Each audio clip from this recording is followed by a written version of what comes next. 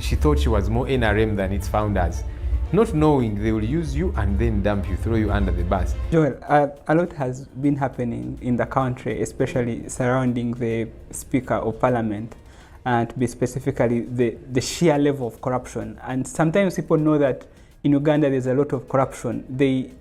Sometimes when they get to see the magnitude, I don't know, they see the clear picture of what is happening. I think that there's that extra shock that comes with it.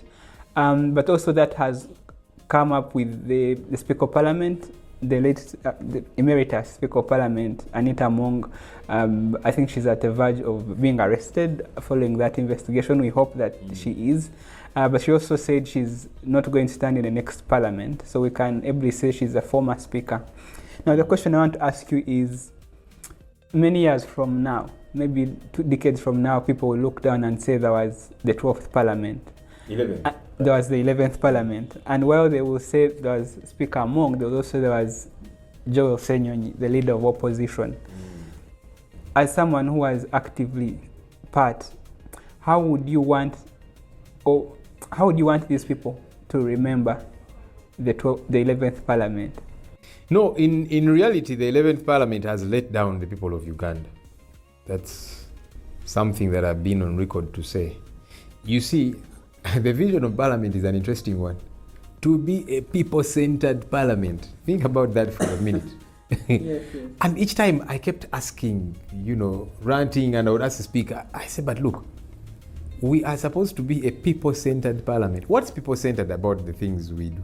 And so I would ask, these laws that you bring here that are targeting individuals, targeting this, to oppress people some more, the lack of accountability. How do you say you're people-centered and yet this is how you behave, this is how you operate? The concerns of the people don't get to be the concerns of the august house.